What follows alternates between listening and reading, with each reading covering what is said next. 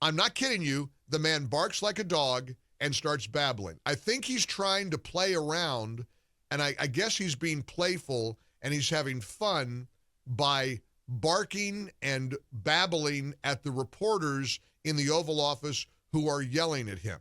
But here's what it sounded like. Here's what it looked like. If you're watching us on Salem News Channel, you'll see the clip of him smiling, grinning like a Cheshire cat, and you can kind of make it out. You got to hear it a little carefully. Turn your radio up if you're on the radio. Check out Biden barking like a dog and babbling incoherently at reporters yesterday in the Oval Office.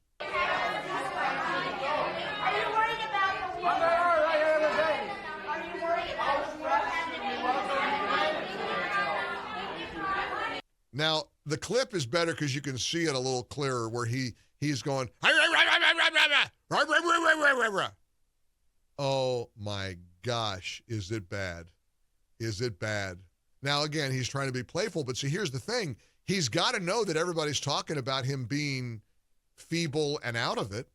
He's got to know that this is a topic of sensitivity. Why would he do that? Why would he do it? By the way, Texas 832 area code figured it out. The only one that figured it out. Of everybody who's guessing what change we made, I got to get 832. Hey, 832, text us back your address and we'll send you some gifts from MyPillow. Because you're right. And he or she is the only person who figured out the change we made to increase our call volume. And it worked. It's working beautifully.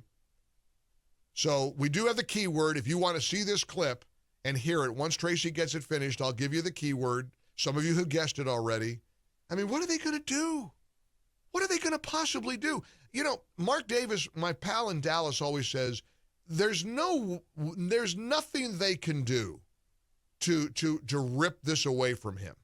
And as I said to Mark, he's got to be in on it. Make no mistake, Biden's got to agree to step down or step aside. And he might extract a promise from somebody who's going to be his successor. I want you to pardon Hunter. I want this. I want that. I mean, he'll have probably a list of demands. But he's got to be on board. I think Mark has always pushed back against somebody replacing Biden because he doesn't understand how they would, rip it away from Biden. No, I agree. They're not going to take it from him. He's got to be in on it. But be in on it, he has to be, and he will be. He's not going to be the nominee on November the 5th. He's just not. I think it's going to be Gavin Newsom. I could be wrong. I think it's going to be any of the above. They've got to have a plan B. I don't like playing CNN clips, but this, I got to play, and I'm trying not to. But once in a while, a CNN clip is instructive. I mean, Harry Enton from CNN is their numbers guy, and he's pointing out a phenomenon that is occurring. And a lot of people, here's what's interesting about why Trump is enjoying so much support from black voters. Because it feels racist to say black Americans are joining his team because of the lawfare, because of the convictions he's getting, because of the Democrats calling him a convicted felon. And so progressives don't want to point that out because it feels racist to do so. But in a purely objective way, it's fair to say that a lot of people in the black community feel that blacks are unfairly, and not just the black community, I shouldn't limit it to people who are black. A lot of Americans believe that black Americans are targeted unfairly by the justice system, by the police. And so when we see this rigged trial and these phony convictions against Donald Trump, black Americans, or so the argument goes, relate to this better than anybody.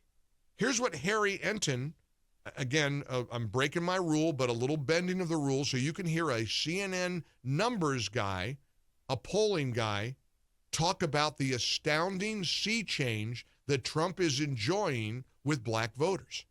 Biden and Trump among black voters compare where we were at this point in 2020, compare where we are now. You know, at this point, look at this. In 2020, Joe Biden was getting 86% of the African-American vote. Look at where it is now. it's 70%. That's a 16-point drop, John. And more than that, it's not just that Joe Biden is losing ground, it's that Donald Trump is gaining ground. You go from 7%, single digits at this point in 2020, to now 21%. And again, John, I keep looking for signs that this is going to go back to normal, and I don't see it yet in the polling. If anything, right now we're careening towards a historic performance for a Republican presidential candidate, the likes of which we have not seen in 6 decades. And when you dig into this number here, what is the makeup of that number? This is where we get very interesting. So I decided to dive deeper into the crosstabs, figure out where is it that Joe Biden is truly struggling among black voters. All right, so this is black voters, Biden versus Trump margin. Look at black voters age 50 and older, and you'll see, look, Joe Biden was leading amongst this group at this point by 83 points back in 2020. Now it's 74 points. So, yeah, a slight decline in that margin, but nothing out of this world. Look at black voters under the age of 50. Holy cow, folks. Holy cow. Look at this. Joe Biden was up by 80 points among this group back at this point in 2020. Look at where that margin has careened down towards. It's now just, get this, 37 points. That lead has dropped by more than half, Mr. Berman. I just never seen anything like this. I'm like speechless, because you always look at history and you go, okay, this is a historic moment. If this polling is anywhere near correct, we are looking at a historic moment right now where black voters under the age of 50, which have historically been such a big part of the Democratic coalition, are leaving it in droves. Harry Enton from CNN, my advice to him, get your resume polished off. You might be headed for News Nation soon. I don't know how long CNN will put up with that kind of conversation. I don't know how long he'll last. We're in the Relief Factor studios for a Tuesday. Welcome aboard. The key word, as some of you guessed, is woof.